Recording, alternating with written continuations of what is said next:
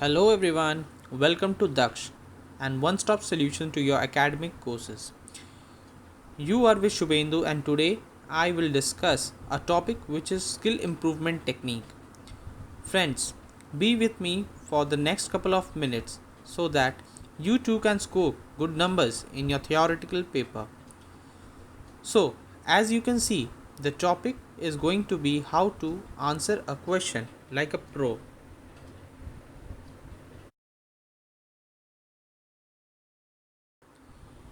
क्या आपको कभी फील हुआ है कि मैंने भी सेम आंसर लिखा है बट मुझे नंबर क्यों कम आ रहे हैं?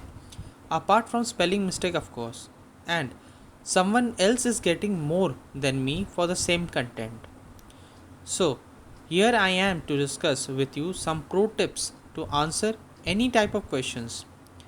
आप इन टिप्स को यूज़ करके अपने स्कूल, कॉलेज, यूनिवर्सिटीज़ कहीं भी बेनिफिट ले सकते हैं. देखिए, एक एक क्वेश्चन का आंसर दो पार्ट में डिवाइड किया जा सकता है एक आंसर को. सबसे पहला पार्ट होता है कंटेंट और दूसरा होता है अपीयरेंस.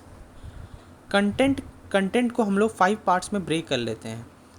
सबसे पहले जब भी आप एक क्वेश्चन को अटेम्प्ट करेंगे, आप उस क्वेश्चन को डायरेक्ट उसका आंसर नहीं देंगे. आपका नाम पूछा जा रहा है, आप उसका डायरेक्ट आंसर नहीं दोगे कि ये मेरा कि आपको अगर पूछा गया व्हाट इज़ योर नेम, आप नहीं बोलोगे कि शुभेंदु चौधरी. आप उसको स्टार्ट करोगे एक सेंटेंस से, like my name is Shubhendu Chaudhary.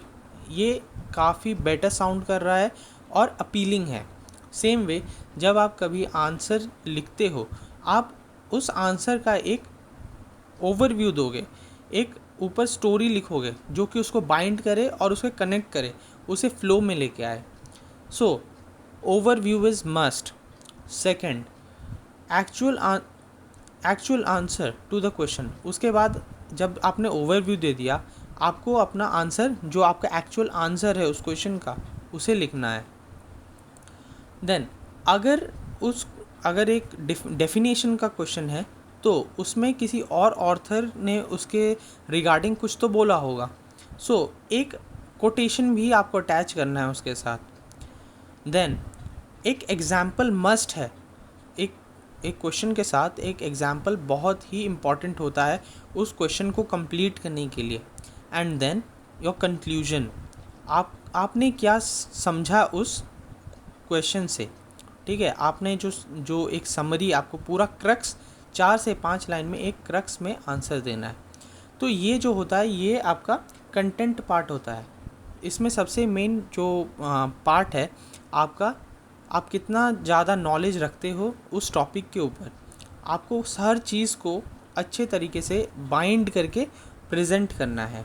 जैसे एक बुके होता है, वैसे ही आपको उस आंसर को एक बुके के फॉर्म में प्रेजेंट करना है अपने टीचर को.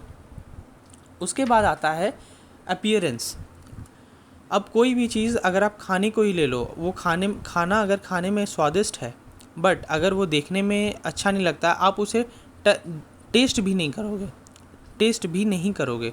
बट सेम वे आपका जो आंसर है, अगर वो अपीलिंग नहीं हुआ, आई कैचिंग नहीं हुआ, तो वो जितना भी अच्छा आप कंटेंट लिख लो वो मैटर नहीं करेगा. फिर देखिए, सबसे इम्पॉर्टेंट है कि आप अंडरलाइन करो जो इम्पॉर्टेंट टर्म्स है, जो उसका की टर्म्स है, की वर्ड्स है, उनको आप अंडरलाइन करो. कॉमा, फुल स्टॉप, एक्सक्लेमेशन का सही जगह पे यूज़ करो. और जब भी आप कोई 2 आंसर्स लिखो, उन 2 आंसर्स के बीच में 2 लाइन का गैप होना चाहिए और एक पेंसिल से डिवाइड करो दोनों आंसर्स को, ताकि वो नीट एंड क्लीन दिखे. और एक चीज़, कभी भी आप कोई मिस्टेक करते हो उसे स्क्रिबल मत करो, मतलब उसे पूरा घस के गोल गोल मत कर दो, उसे एक स्ट्रेट लाइन से काट दो ताकि वो नीट और क्लीन दिखे. और कोशिश करो कि आपका जो पेपर है हमेशा नीट एंड क्लीन प्रेजेंटेबल रहे. सो यहाँ एक एग्ज़ाम्पल है जिसमें आप समझ सकते हैं कि हम इसे पहले वाले स्लाइड में जो टिप्स के बारे में बात किया गया, आप उसे कैसे इम्प्लीमेंट करोगे. देखिए, यहाँ पे जो क्वेश्चन है ये एक डेफिनेशन का क्वेश्चन है. What explain the meaning of accounting. ठीक है, अकाउंटिंग का मीनिंग क्या है। देखिए, यूँ तो आप अगर कोई और होता तो इसे क्या कहता, वो 2 लाइन में एक ये ख़त्म हो जाता। यहाँ पर देखिए एक बॉक्स बना है जहाँ पर लिखा हुआ है योर डेफिनेशन। आप सिर्फ इसी को लिख के ये कोई आंसर ख़त्म। बट आप अगर कोई स्टूडेंट है जो बहुत ही ब्रिलियंट, बहुत ज़्यादा नॉलेज रखता है, तो इसे वो कैसे इसे रिप्रेजेंट करेगा। सबसे पहले वो क्या करेगा, अकाउंटिंग कहाँ से आया है थोड़ा सा ओवरव्यू देगा, उसे फ़्लो में लेके आएगा, आंसर को उसके फ़्लो में लेके आता है। देखिए यहाँ पर थोड़ा सा हिस्ट्री के बारे में दिया गया अकाउंटिंग के ऊपर, ठीक है, जो कि ओवरव्यू बताता है। उसके बाद हम लोग क्या करते हैं, अपना जो डेफिनेशन है हम उसे लिखते हैं। अपने डेफिनेशन को सपोर्ट करने के लिए हम लोग क्या देते हैं, एक कोटेशन को डिनोट करते हैं हम, ठीक है। तो इससे क्या होता है, ये जो क्वेश्चन है एक कंप्लीट बुके के फॉर्म में रिप्रेजेंट करता है। क्योंकि यहाँ पर अकाउंटिंग है एक, इसमें हम एग्जाम्पल नहीं यूज़ किया कर सकते हैं, इस वजह से यहाँ एग्जाम्पल नहीं यूज़ किया गया है। बट अगर कुछ और टाइप के अगर क्वेश्चन होते जो कि थियोरेटिकल टाइप का होता, स्टैटिक नहीं होता, तो आप वहाँ पर एग्जाम्पल भी देंगे और कंक्लूजन भी लिखेंगे।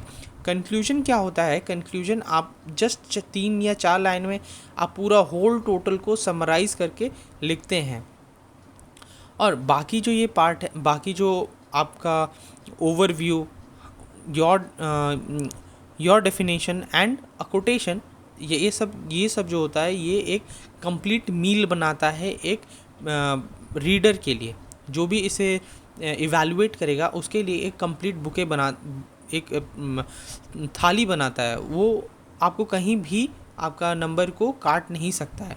देन आप छोटे छोटे पॉइंट्स को भी आप अगर देखोगे, यहाँ पर हाईलाइट किया गया है, इम्पॉर्टेंट टर्म्स को हाईलाइट किया गया, ठीक है। तो इससे क्या होता है, जो रीडर है या फिर जो इवैल्यूएट कर रहा है उसके आइज़ में डायरेक्ट वो पॉइंट्स रिफ्लेक्ट करेगा और उसे डायरेक्ट माइंड में ये स्ट्राइक करेगा कि हाँ, इस पर्सन के पास इन चीज़ों का नॉलेज है, और जो पर्सन है वो बहुत ज़्यादा नॉलेजेबल है और उसको इस क्वेश्चन का अच्छा अंडरस्टैंडिंग है एंड ग्रिप है।